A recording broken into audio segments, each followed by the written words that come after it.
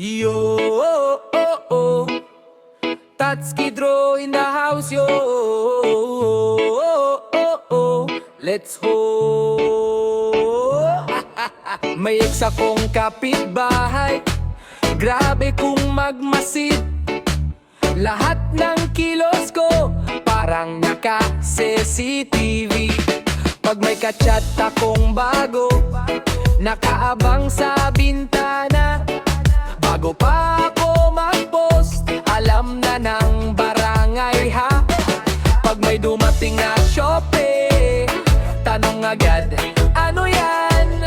Pag may kausap sa gate, may report na sa nanay mo, tatay mo, besh. Si ex na Marite, sa kabilang bakod, lahat ng galaw ko may comment at post. Breaking news daw, pag may kasama kong iba, tapos na tayo, move on ka na sana. Umain pa kanyahan, di ka pa rin tapos. Parang radyo mong luma, ang ingay mong todo. Isang beses may kadate ako sa tapat ng sari-sari. Kinabukasan trendy na ako sa buong komunidad, pare. Sabi niya sa kumare, may bago na si kuya.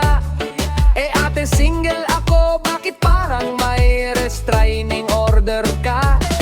Pag naka-formal ako, tanong may kasal ba? Pag naka-shorts lang ako, issue pa rin sa kanya.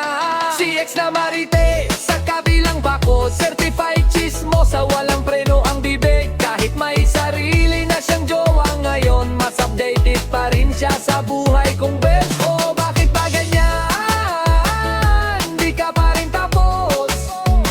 Parang wifi mong mahina, pero signal mo malakas. Uy Marites, relax ka lang dyan, wag mo na akong iskan. Parang barcode sa tindahan, humanap ka ng hobby, magkanin ka ng pechay. Huwag mo nang diligan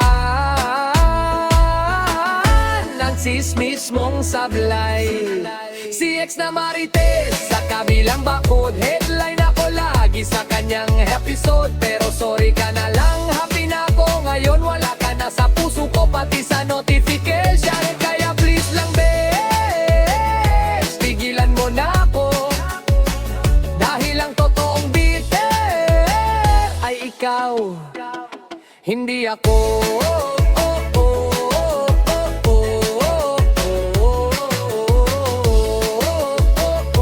Hindi ako.